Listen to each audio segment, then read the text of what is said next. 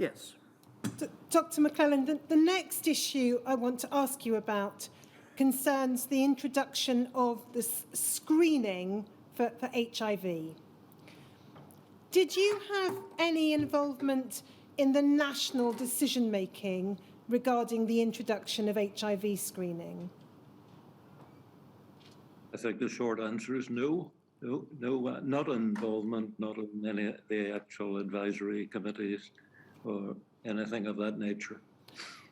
Do you know whether the Department of Health and Social Services of Northern Ireland had any involvement? In the introduction of testing, I'm not absolutely sure about that. Yeah, I'm not sure. Did you have any concerns, as far as you can recall, about how long it took to introduce screening for HIV, which was 14th of October 1985, I think? Well, I was certainly I thought it was very keen to get started. I was certainly very keen that we get started as soon as possible. I was also well aware of a lot of the issues around testing. I mean, we weren't involved in evaluations of any of the tests. We hadn't that kind of expertise in evaluating new tests, but I was aware of the issues, the fact that the problems with the early tests in relation to sensitivity, specificity, reproducibility, how problematic it could be if you had the wrong sort of test that might result in having to, I don't know, repeat batches of tests and hold up. I mean, we obviously had to get tests completed before the end of the working day, the next working day after collection. So one could see a lot of practical problems emerging. So when I was aware that there was what sounded like a better test, second generation test, I was probably welcomed that with some relief, because one could foresee great problems from all the information we were getting about the initial test. Can I ask you to look at DHSC 0000481?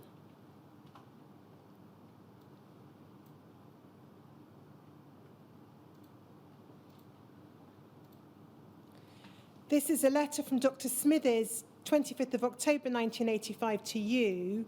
She says in the first paragraph, we've been receiving much public and parliamentary concern about the use of stocks of blood and blood components held in regional transfusion centres and hospital blood banks, which have not been tested for anti-HTLV3.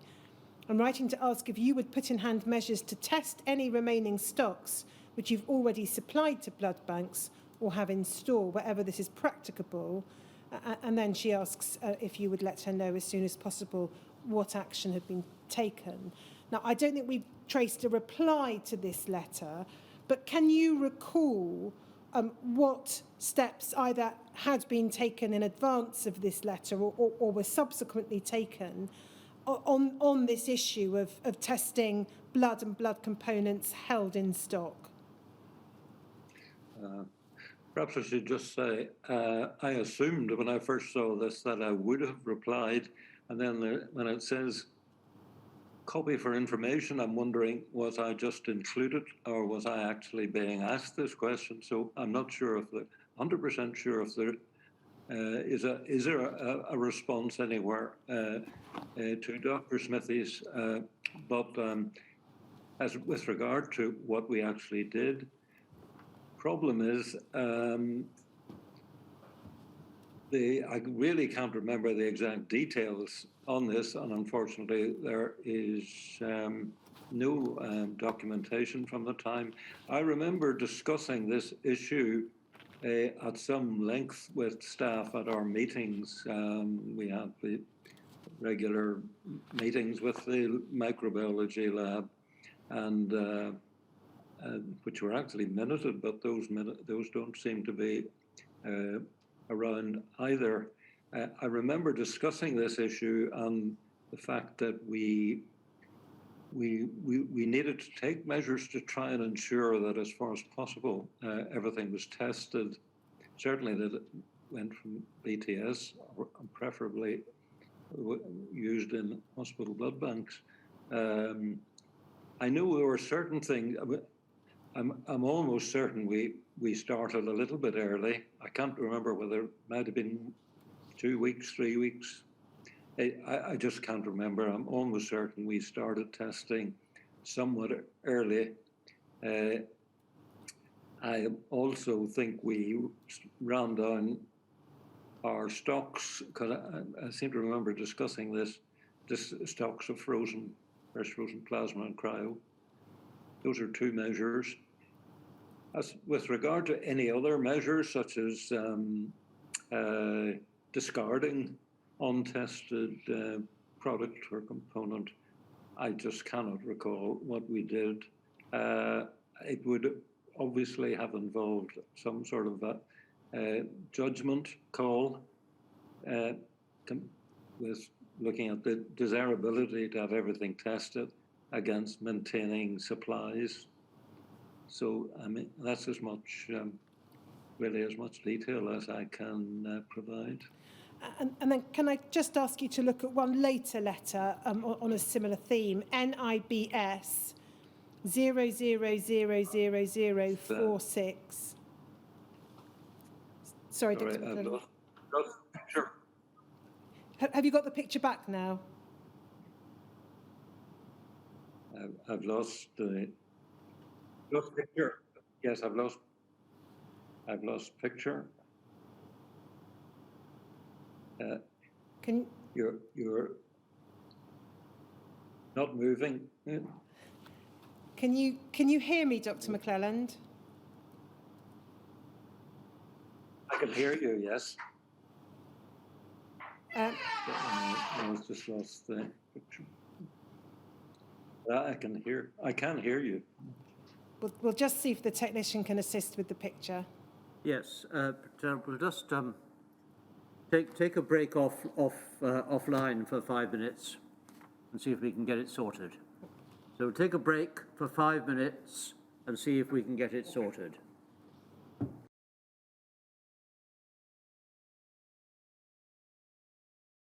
Yes. Dr. McClelland, can you see and hear me? Yes, indeed. Good. Could we look at NIBS 00000046, page 2?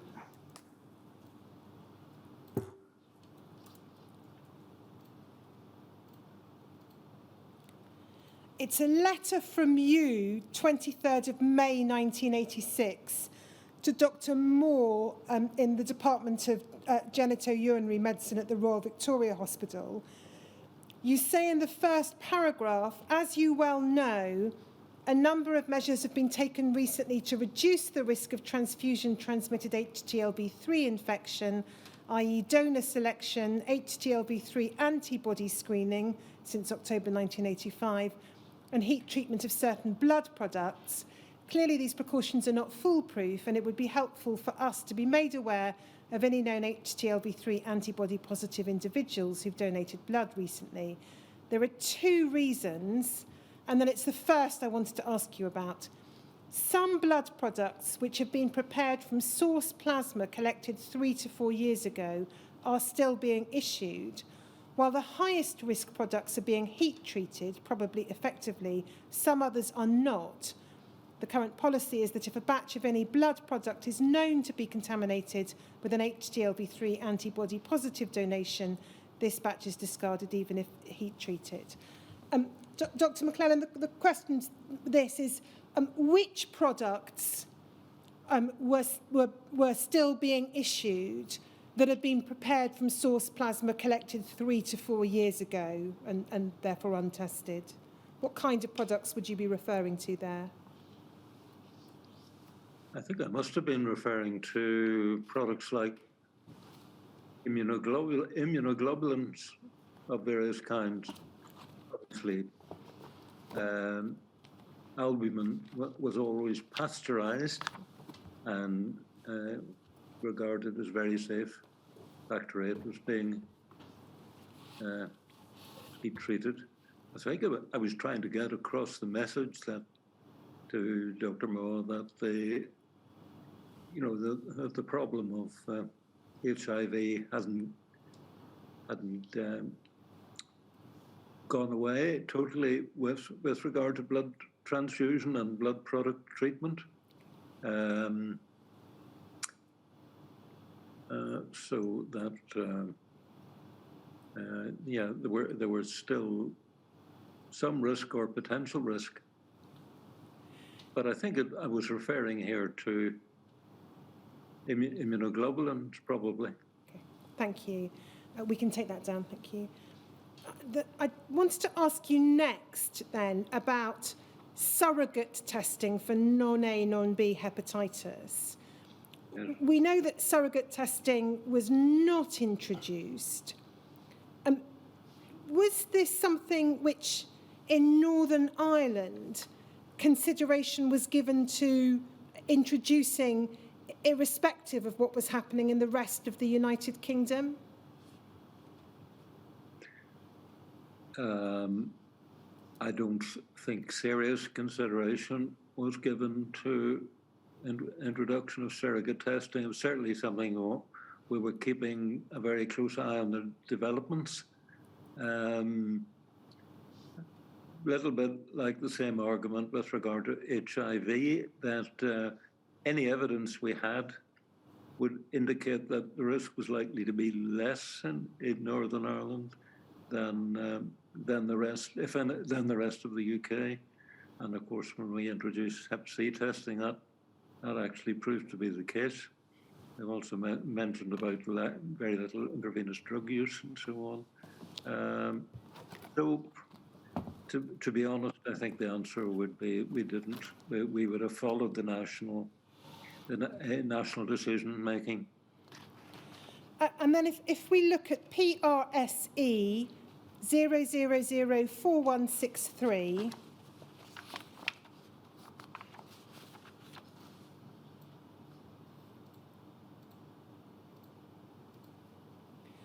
this is an SNBTS directors meeting 3rd of March 1987, and you are recorded as present. If we could turn to page 6, please. Sorry, can I pick it up bottom of page 5, Sally?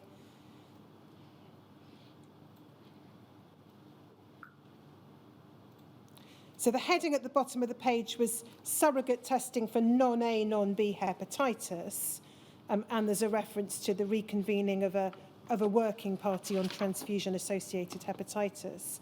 If we go over the page,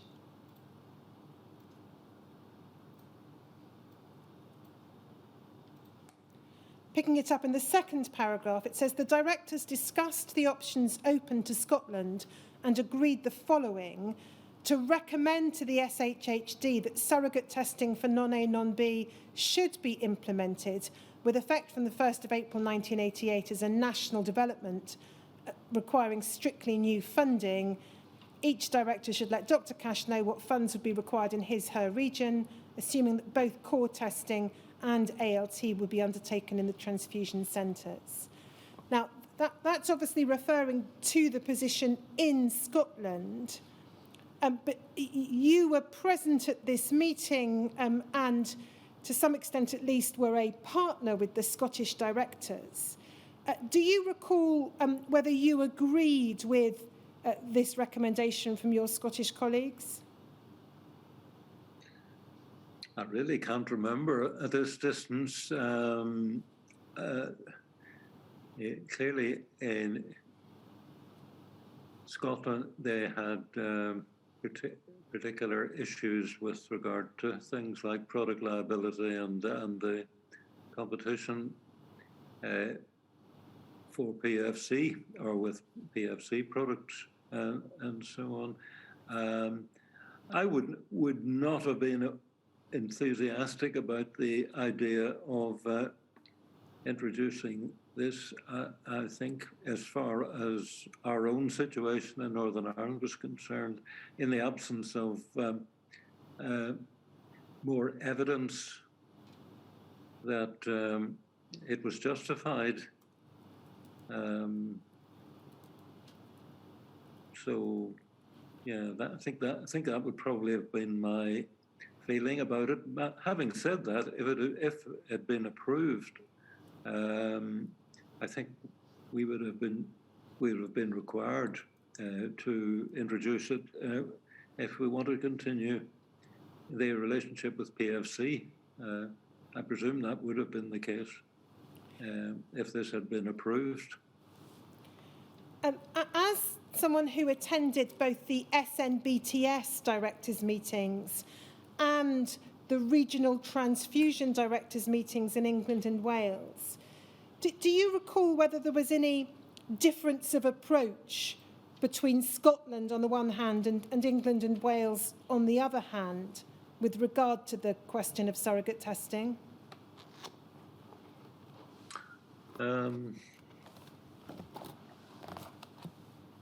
I don't remember a lot about this. I think I do seem to remember that when Professor Cash mentioned this at an RTD meeting, that this was going to be done, that there was a lot of concern raised about it. But I really can't remember any detail. Can I come then to the introduction of screening for hepatitis C, which was introduced in the autumn of 1991, September 1991. Did you understand this to be a decision for the Department of Health in London as to whether, and if so, when, hepatitis C screening should be introduced? Yes, I did. I did indeed. It was my understanding that this would await DHSS approval. They had all the advisory machinery, the access to all the best advice. Yes, I did assume that, and it was obviously also my understanding that we were between the transfusion services that there would be a common starting date as well. Now, so yes, other countries were introducing hepatitis C screening. Other European countries, for example, introducing hepatitis C screening earlier than the United Kingdom. Do you recall being concerned about that? Yes, I think I was concerned. Yes, I mean, I thought it was a really exciting development when the virus was identified and the test became available, and my feeling was that we wanted to introduce it as quickly as possible. Obviously, I realized there were a lot of problems to be resolved before we could do that. But yes, I remember probably it was beginning to feel, especially during 91, a feeling of frustration about not starting or about the delays. Yeah.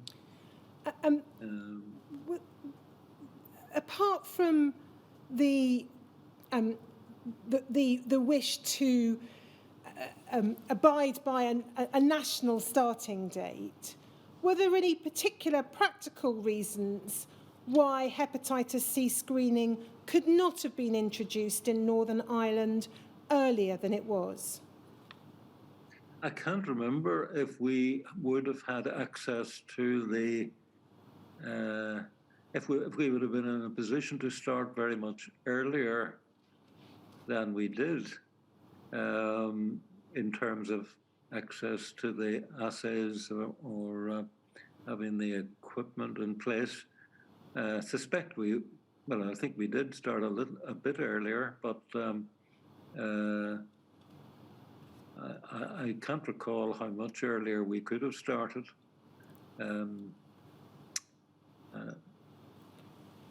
As I say, that's as much as I can remember. Do you recall if the question of starting earlier was ever consciously considered by you or discussed with the department in Northern Ireland or the board? It was always my understanding that this was a Department of Health's decision, that the go-ahead, we went ahead when we got the go-ahead from Department of Health and Department of Health in Northern Ireland and Department of Health in London, or both together. And then I've already asked you in relation to the HIV screening about what arrangements were made for the testing of blood or components already held in stock at the date the screening of donations started. What was the position in relation to hepatitis C? Can you recall whether steps were taken to recall products that have been unscreened from hospital blood banks or elsewhere? I'm afraid my position on this is exactly the same as for HIV. I cannot recall the details. I believe we did start somewhat earlier, and it was really a question of assessing how much we could do in terms of discarding untested product. Making that judgment call with respect to supplies. Certainly, obviously discarding a lot of red cells would almost certainly have put our supplies in jeopardy. So I don't think we had to do that, but I can't be sure. There's nothing documented that I can call upon. I'm going to move now to a different issue, which is the question of transfusion practice and the better use of blood. Can I invite you to look at BHCT 0000143.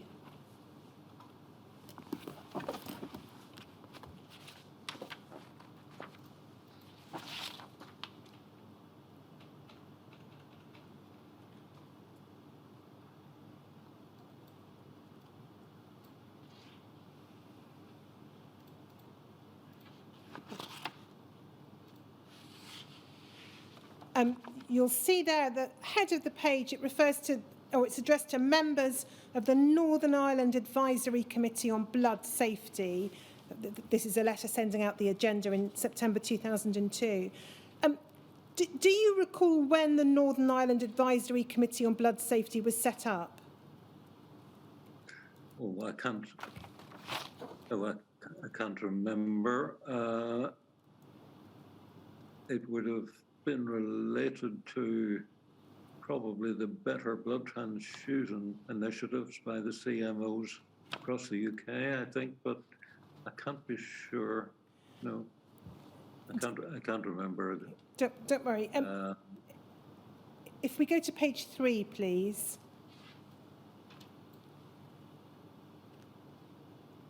These are the minutes of a meeting of this committee in September 2001, and we can see that you were in attendance, as indeed was Dr. Brian McClelland. And then if we go to the bottom of the page, you'll see there's a reference there to transfusion medicine guidelines on the administration of blood and blood components and the management of transfused patients. And there's a reference to work being done in the Belfast City Hospital by the Blood Transfusion Committee. And then the second line records that the City Hospital would be happy to share its guidelines, etc., with other hospital transfusion committees. Do you recall at all when hospital transfusion committees were first set up in Northern Ireland? Yes, I think, well, not exactly. Sometime, I think, before this. One thing, if I may, make maybe one relevant point about the role of the NIBTS in encouraging better practice. From the mid-90s or just before, I managed to get approval to appoint a third consultant in blood transfusion, NIBTS, and the main reason for the main rationale for justifying that was for this purpose, because I saw that there was a role, an important role for someone who was expert, who had real interest and expertise in clinical transfusion, to be appointed. Matter of fact, we managed to get a training post agreed, a training program in transfusion medicine, and that was approved. We made an appointment, and Dr. Kieran Morris was appointed. He had, as Brian McClelland mentioned, had done part of his training in the Edinburgh Centre, and then completed his training with us. And he was appointed a consultant in, I think, 1995, 96. I mention that because he was the driving force behind a lot of these initiatives. He sat on all the transfusion committees around the province, and was involved in a lot of these initiatives that are referred to and considered by this committee. Sorry, that's a long-winded answer. No, you've in fact anticipated and therefore avoided the need for a couple of my further intended questions, Dr. McClelland. If we just go to page 5, which should be the next page, you'll see there's a heading at paragraph 7, VCJD update. I'm not proposing to ask you about the details of the position in relation to VCJD, but in the paragraph just above the heading report from NIBTS, we can see it says CMO inquired if information was available on blood usage by speciality and consultant. Dr. M. McClelland said that a considerable amount of information was held in the NIBTS and that he would make this available. And then if we can just go back to the screen as it was. The context, I think, of the CMO's inquiry and your response, Doctor, is the previous sentence, which recorded Dr. Brian McClelland stating that there should be a target of 10% reduction in blood usage.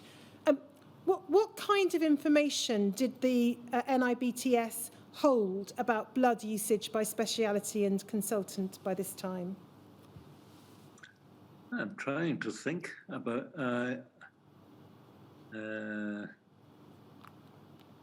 I could imagine Dr. Kieran Morris, who was with us, might well have had that sort of information from his sitting on transfusion committees. I can't think that it was information that we would have been collecting on an ongoing basis. I know I've made the offer here to provide the information. I'm just wondering where it came from. Maybe that through Dr. Morris's work. So sorry, that's all I can say about that. Don't worry. The meeting goes on to consider various aspects of the Better Blood Transfusion initiative. If I can just ask you to look at page 27, which is, I think, an appendix to these minutes.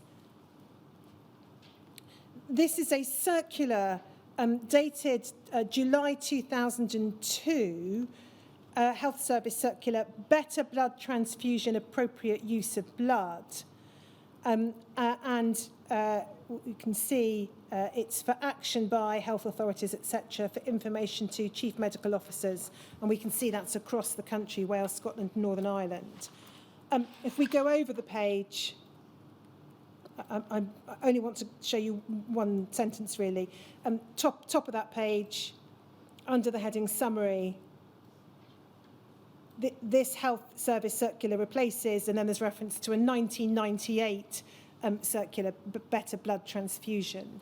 So there are two initiatives referred to here, one in 1998, this one in 2002, on the issue of better blood transfusion.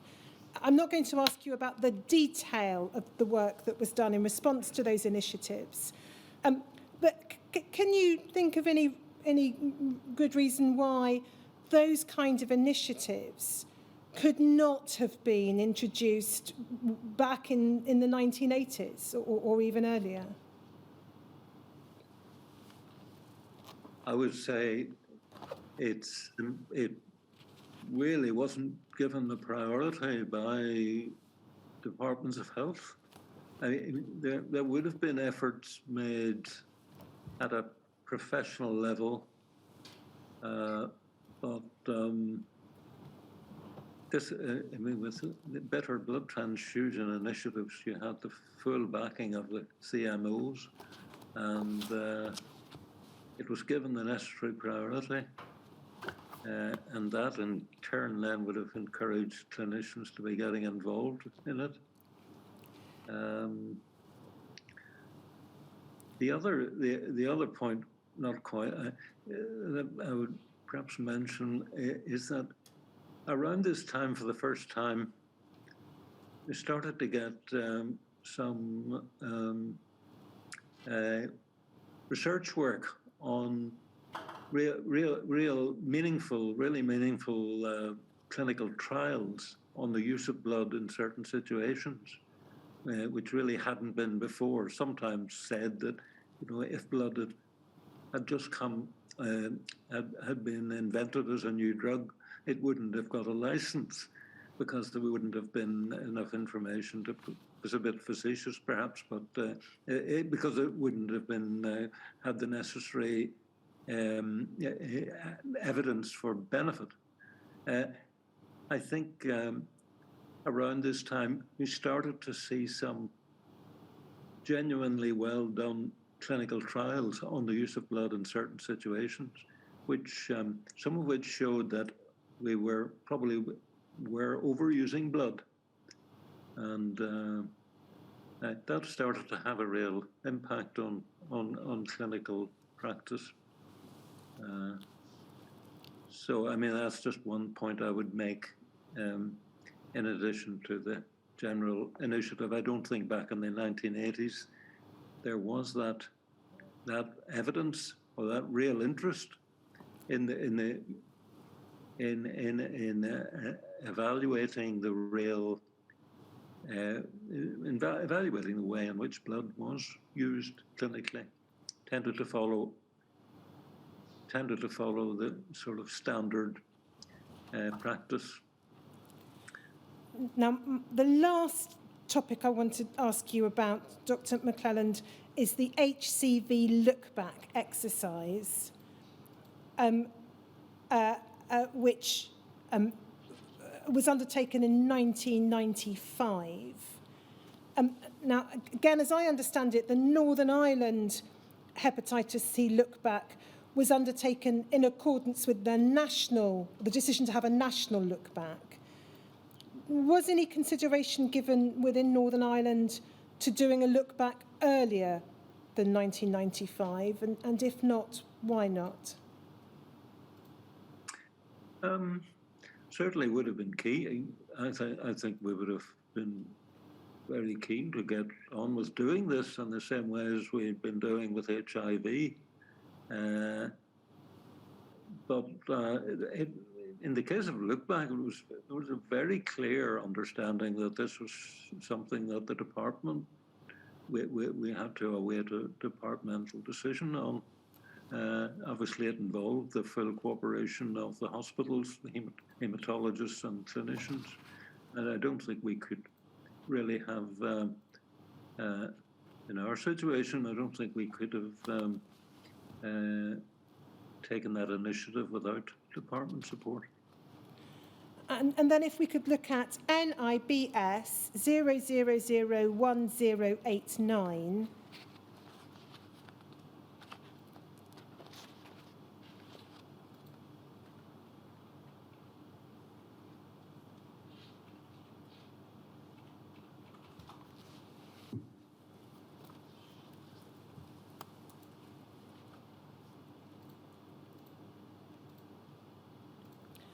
This is a report headed HCV Look Back NIBTS Experience.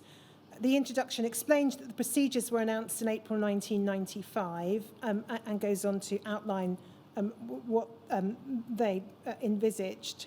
And then the third paragraph explains that it was anticipated that there would be problems with this exercise, not least of which would be documentation failures both in RTCs and in hospital blood banks, and incompleteness of record keeping in patients' clinical notes.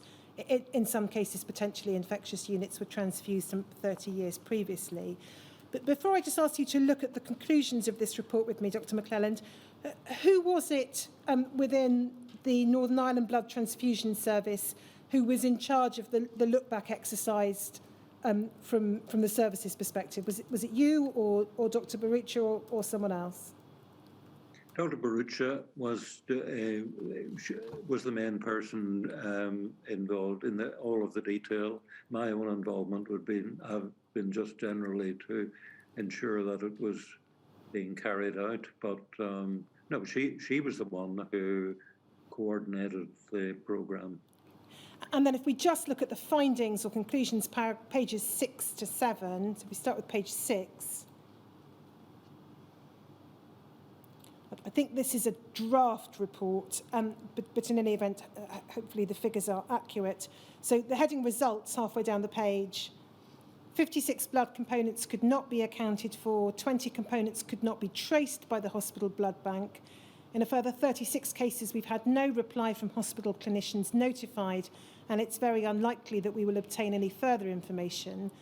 These cases reflect incompleteness of record keeping in the clinical notes, or patient records could not be obtained.